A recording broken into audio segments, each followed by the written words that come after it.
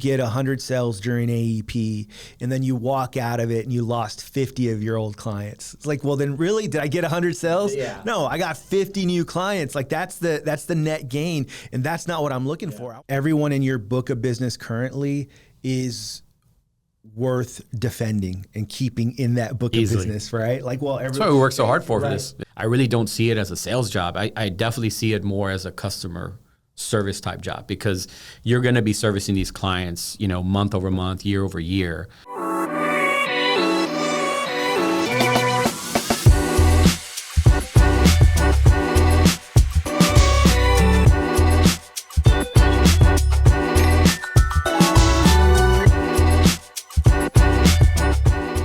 Everybody, welcome back to Medicare Agent IQ. I am Raul Gonzalez, and we actually have a guest today, Ernest Arredondo.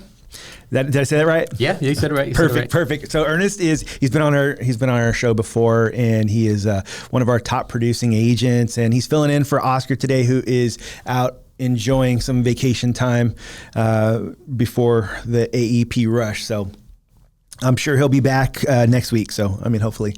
So we're going to continue on. So the podcast will kind of just go back. Last podcast, the point here is how to not suck at AEP. And there's a lot of people out there, like new agents, that make mistakes. Like they're brand new to this, and they haven't figured out all of the things. And so I've been doing this now 20 years. And how long have you been doing it? This would be my sixth AEP. This is my sixth season, sixth right. AEP. So along the way, there's been things that you figured out, like this has slowed me down. Yeah. And so we want to talk a little bit about those. We want to make sure that we help those newer agents figure this out early. And then there's even tenured agents who just maybe haven't figured these things out that are important, just kind of some important things to do. So going back to last week, we talked about not being ready to sell. Obviously, it feels obvious. And we're not talking about like being ready to sell October 15th. What we're talking about is being ready to sell in August and in early September. That should be done, and you should be ready to figure out everything else by then. And then the next one was failing to prepare early, like treating AEP like an October event instead of a multi-month project that you're preparing for. And then after that, we talked about not really having a calendar and a daily plan, like just kind of going out there without like something to focus on could probably cause you some trouble and not be ready. So the next one we're going to talk about is, and I feel like you could probably help us a lot with this. I obviously don't write as much as I used to. So, but ignoring existing clients while chasing leads. And so just kind of think about, you probably, during AEP, you're running into a lot of people that are not your clients, right? And so they are high priority for you, right? But you get these calls from your current clients, and you've got you from everyone, right? You get calls from the agents the clients that are like super easy. And I know those calls. Those calls are the ones I still take right now. Is like, hey, I was just calling. It's that time of the year. Is there anything better? Is there anything I need to change? A lot of time that's an easy conversation, right? There's not a whole lot of changes to your plan.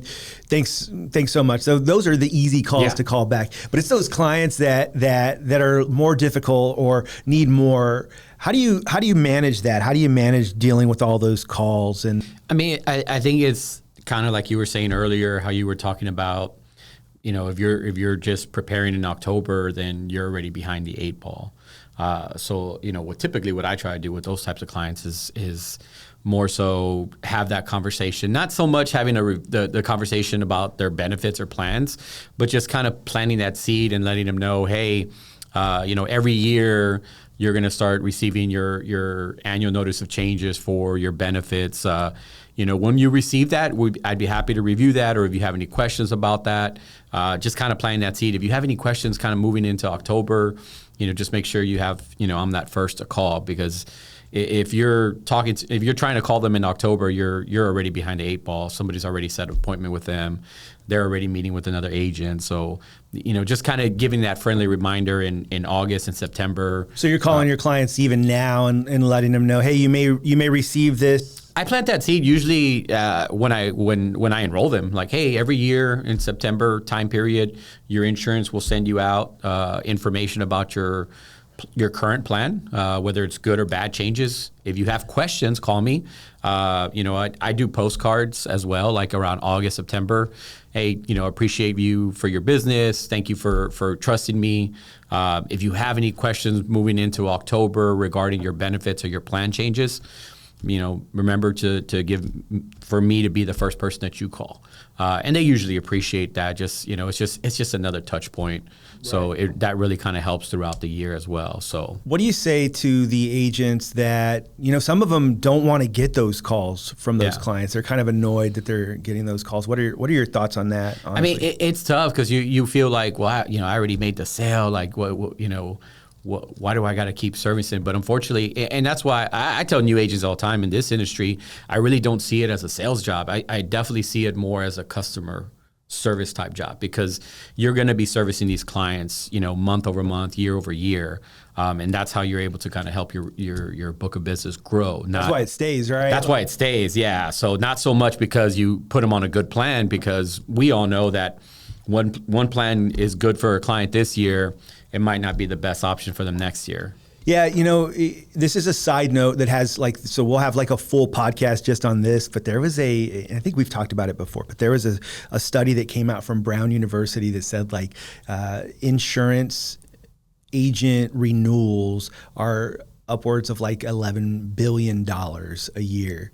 And so there's some scrutiny around that. And I want to say one of the politicians even said this should not be of course, but they don't know that a lot of us agents are dealing, we're helping these people all along the way. This isn't okay, we're helping you one time, because they compared it to buying a house, and they're like, well, what if you were to go out and buy a house and you had to pay your agent commission for the rest of their life?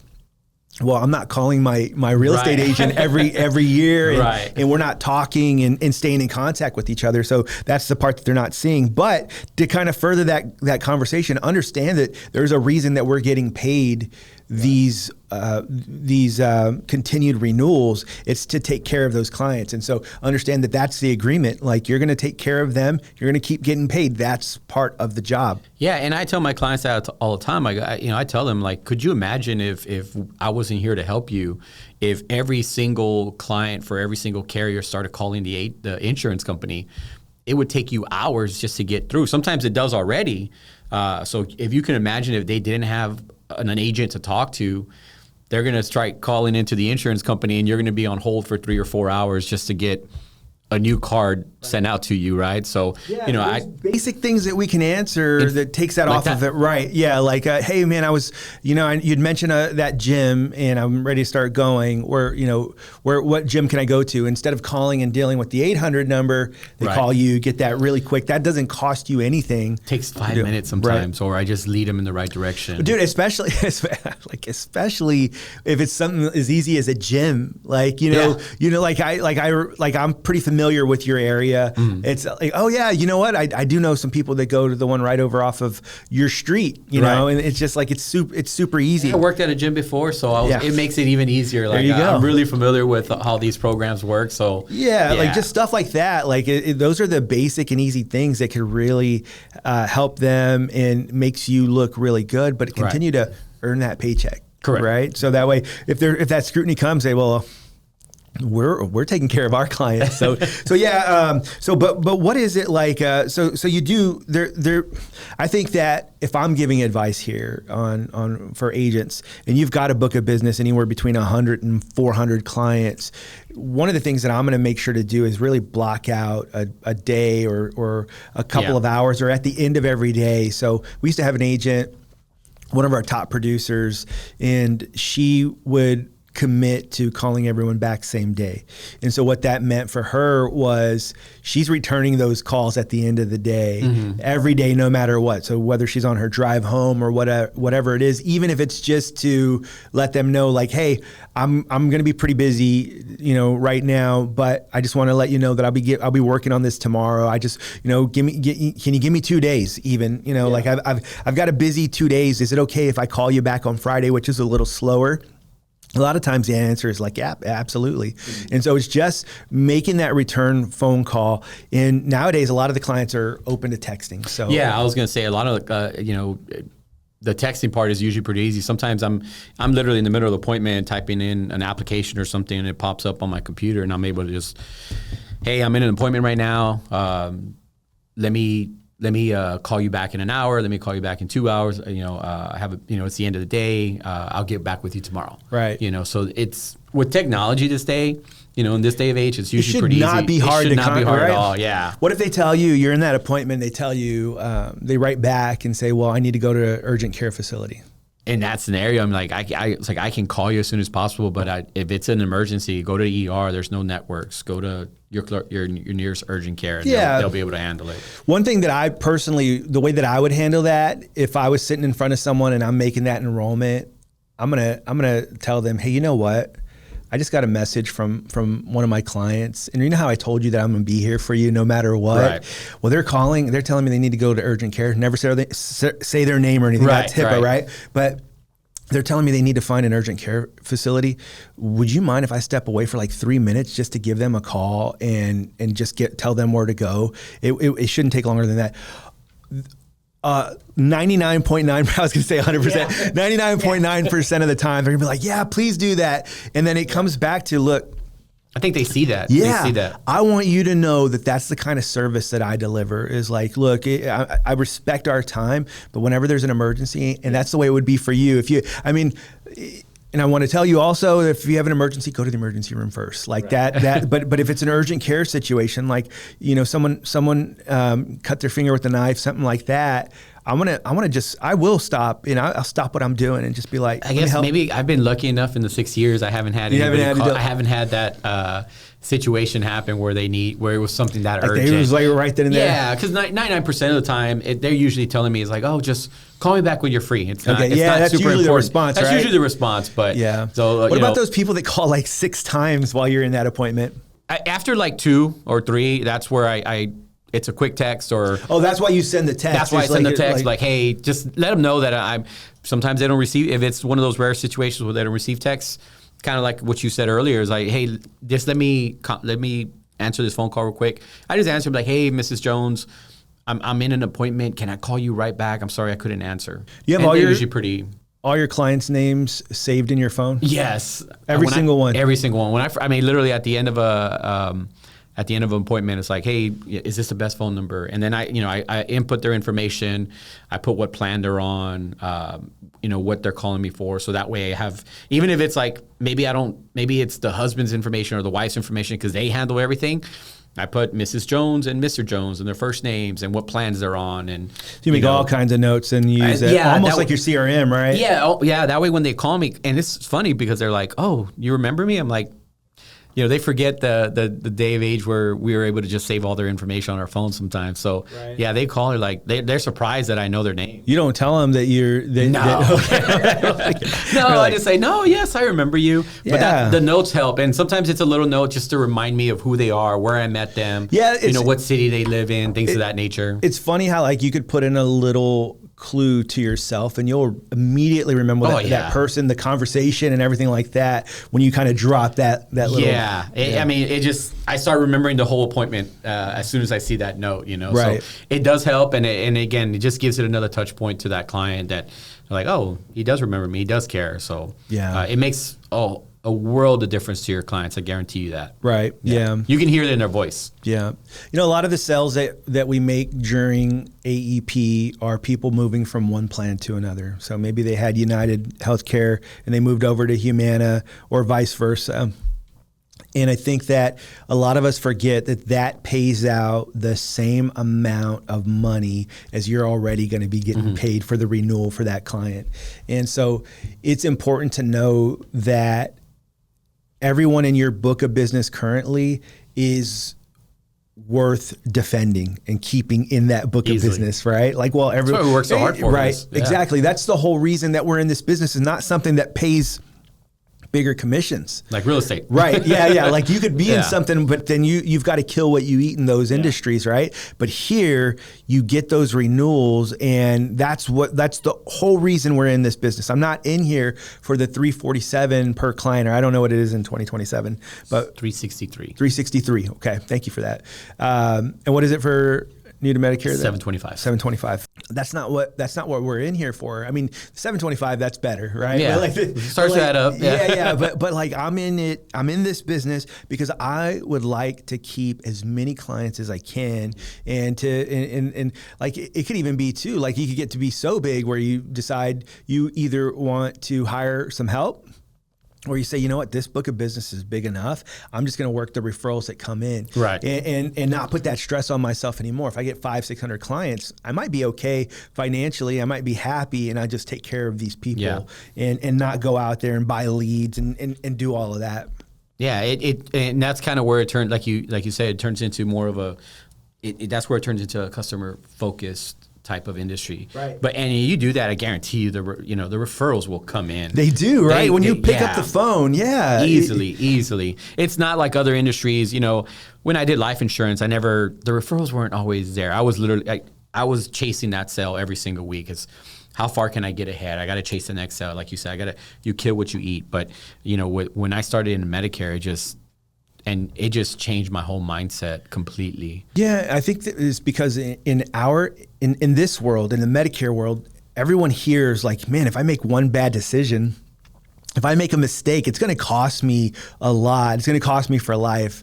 I really need someone trusted here. Right. And so instead of just Googling or finding something, they're asking their friends, hey, how did you make this decision? Yes. And so if I can be great, then they're going to send people over to me. Yeah. And that's why, kind of like you were mentioning earlier, like, even if it's doing a review, even if I have to make a plan change for my client, I really don't see it as like, I got to make a plan change just to keep my own clients. I kind of take it, I got to take it as an opportunity, because 9 times out of 10, you meet with them and they're like, oh, thank you for helping me. My sister's having the same issue. Can she call you? Yeah, or you show up and they're there, right? Like, those are the best ones. Right? Those are the best ones. But it happens though, right? You show up and all of a sudden you have a group of people that you're trying to help. So, but it's very rare, honestly, where once you help one person, it's very rare because, like you said, they have somebody in their family, they have friends of the same age group that are going through the same ordeal. Right. They probably referred them to that initial plan. And then now we're having trouble with that. Maybe that plan's not working for them anymore for whatever reason. And we're having to review and find something that's going to work better for what they need. So, yeah, it always turns into just referrals. Opportunity. Call your people back. Call your people, yeah. Block out the time. You can't see it as time lost. You got to see it as an opportunity. Well, especially like if you can with some people, like I said, put it at the end of their day. Others will. So on my voicemail, when I used to sell a lot more actively, I would always say, I'll return your call within 24 hours. Mm-hmm. And so I was like, well, this other agent, Natalie, she's got a higher level where she calls by the end of the day. But I would always say that, within 24 hours. And I would block out morning time. So I don't have to be out of my house. I don't have to be out of my house as quickly. I can just right at 8 o'clock in the morning, start calling everyone back, working on the things that I said I would. I don't maybe schedule my first appointment till 10 or whatever that situation is. And then I give myself a little bit of cushion to handle that service in the morning. It's whatever it looks like to you. Just prioritize taking care of your old clients, your current clients. Because the worst thing that can happen is that you go and you get 100 sales during AEP, and then you walk out of it and you lost 50 of your old clients. It's like, well, then really, did I get 100 sales? Yeah. No, I got 50 new clients. Like that's the net gain, and that's not what I'm looking for. I want 100 net gain. I want to actually see that my finances are going to change after this year. That's what I'm looking to do. So yeah. No, yeah, definitely. The only reason they should be leaving my book of business is if they're relocating to a state I happen to not be in. Right. So that and of course, dying, of dying, of course. I wasn't going to go there. Yeah. But you did. yeah. I mean, that's it. Yeah, but it's the truth. It's it's part of our industry, unfortunately. That's really like, so for the most part, every once in a while you have that relationship where maybe you guys just don't click. Like you're just like, man, it doesn't seem like that. But those are very few and far between, right? For the most part, when I lost a client, it was because they passed away. And so it's just, it's an unfortunate truth in our industry is that, man, you can have these great clients and then you get this email and they looked perfectly healthy when you saw them. We even had one of our agents had a client that they enrolled during AEP, in like November, and they're like, it looks so healthy. And then January 1st came along and they had passed away before the play. They almost didn't believe it. It happens in our business. It's happened to me a couple times as well. Yeah. AEP rolls around, get them enrolled. I get a notice before January that they passed away. So it's kind of like, it hits you a little bit. You're like, man, I literally just talked to her. Like I haven't even had the opportunity to make sure that she got all her cards and everything like that. So it's part of the industry, unfortunately. But side note on that, another just like an extra tip is if you, just a reminder, you're never like if you still do paper apps, you're not supposed to hang on to those apps more than 48 hours. You got to get them out. There was an unfortunate situation where I saw an agent one time where they held onto that app, I think like 4 days. They sent out the app. It was AEP. It was busy, and they held on to it. The person passed away like on the second day or something like that. And it was like, you're submitting an app for a dead person. Like, how is that? How's that possible? Yeah. So side note, like completely unrelated to the conversation, you have 48 hours, get that application turned in. Most importantly, do electronic applications. I was going to say that. I was like, in this day of age, like, there should be. I could only imagine the headaches of having all these applications, having to send them in, fax them in. Luckily when I started, everything was on the computer. Everything was easy in one spot. So I've been blessed, that I didn't have to go through that. But it has definitely made life easier for sure with the technology to help us on that. So. Yeah, I used to do a lot of paper apps back in the. I mean, you know what? Like, I did a few. As long as I've done this, we've always had electronic. But during AEP, for us, a lot of times it made sense for us to go out there. And during pre-AEP, like I used to be with Humana, and so we would, there'd be times when I'd get like 40 cells before AEP even started. All the people you're waiting from October 1st through the 14th. Yeah, and so back then we would do a lot of paper apps. Nowadays, really it's not really a thing anymore. I wouldn't do them, but if you do, you got 48 hours to turn them in. Yeah. So, all right, hey, real quick, just out of curiosity, my note here is not using a CRM or a simple tracking system is one of the big mistakes you can make for AEP. But out of curiosity, I know that you've not always been super big on a CRM. What's your what has been your way of making sure you have a system to do the follow-up, not just going off of memory, not letting things slip through the cracks? You had someone that you knew was going to be turning 65 in November, and with the February 1st effective, how are you making sure, before you had kind of any CRM that you were actively using, how are you making sure to staying on top of things? So, I mean, when I first started, I was doing a lot of paper, just, writing as many notes as possible. And I still put a lot of notes on my CRM, on spreadsheets or whatnot. I put lots of notes about our conversation, what we talked about. But it used to be everything was on paper, and then I'd put an alarm on my phone, on my calendar to give them a call on a specific day. And then I would also have them multiple times on my calendar, 3 months out, 30 days before, just so I'm having a few touch points. Because the thing is, especially when somebody's turning 65, they're going to be bombarded with postcards, with phone calls. So you want to have those conversations kind of throughout that period, kind of reminding them that you're here. And it takes a minute or two just to hey, I'm just making sure you got your cards, making sure you got everything in. But now with the CRM, those reminders it takes the human part out of it a little bit. So yeah, because I do have a tendency of forgetting sometimes, and I'm like, hey, I'm so sorry, I forgot to, get back to you after my appointment. But the CRM definitely makes life a lot easier for sure. Yeah, if you don't have a CRM, there's one that we're using called OmniReach CRM, and I think that there's a lot of value in it. It's based off of Go High Level, like the ones that you see out there, but it's got a lot, very, very, very big on a lot of the important things that a CRM needs to have. But one of the most important things is it has on the dashboard, as soon as I log in, I can see what my tasks are. Mm-hmm. And so I can schedule them out. Like if, it doesn't have to just even go on my calendar, because a lot of times what would end up happening is that I'll put stuff on my calendar on my phone. And then it just, the time passes. It didn't give me an alert. It just you don't check your phone. Right, exactly. And so like within the CRM, as soon as I log in, it'll show me tasks for the day. And so I've if someone's turning 65 in February, when do you call them if they're turning 65 in February? I usually call them in November. Yeah. Well, I mean, I'll call them at the end of October. Right. Yeah. And then schedule an appointment for November 1st. So what I can do is put it October the 23rd into the CRM as a task for that day, and then if I forget that day, I'll still log in and I'll see my tasks that next morning and see I need to give this person a call before that November 1 hits, because the last thing that I want is for them to talk to another agent before they talk to me. I try not to give them any time to talk to another agent. I'm scheduling them those first. If possible, November 1st. November 1st, if possible. Yeah. But usually that first week, I try not to give them any opportunity. So, but that's also why I call them. And obviously, I've had conversation before that. But at the end of October, I'll call them and schedule that actual appointment. And I let them know, hey, I'm going to call you at the end of October. I'll confirm that they have their Medicare card. And hey, perfect. I'm glad you got it. Let's schedule an appointment. Let's review your options. And, right.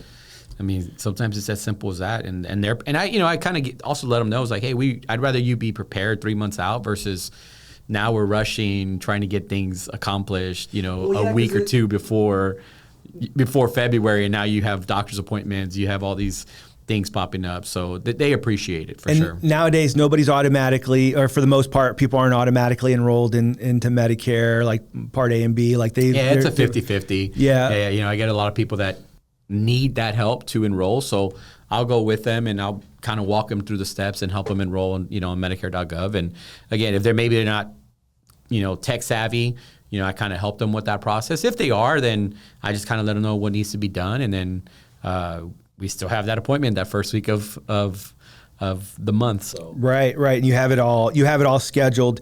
Another thing, I think, just like even if you have just a basic system that does the least, I think there's a CRM called Less Annoying CRM. It does the least. It's just a way for you to keep track of your clients and have like those things. I think it's like $15, $20 a month at the most.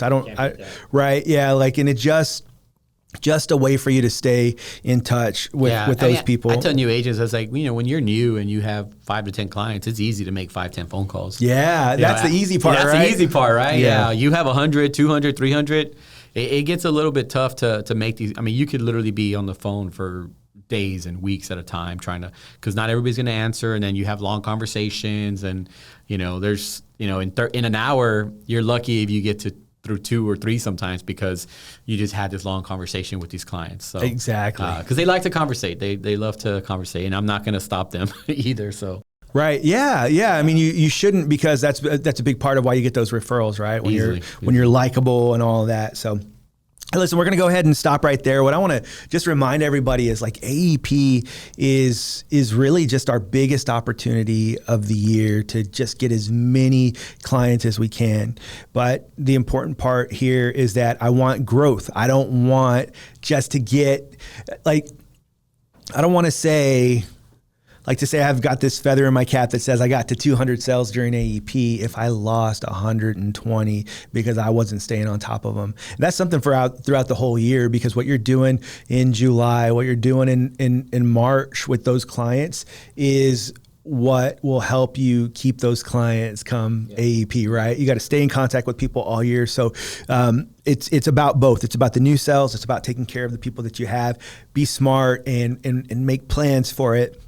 Everything you're doing is just preparing myself for hopefully the busiest AEP that I've ever had, and this is how I do it. So, but yeah, I think if you just have the right mindset, I think everything's about mindset. So if you just look at it as an opportunity and not as, hey, I'm just trying to retain my book of business, the referrals are just naturally going to come without you having to work so hard for it either. Exactly. So, guys, until next time, we will be back next week with more on how to plan and have the best AEP possible, or our official title, How to Not Suck This AEP. So, until next time.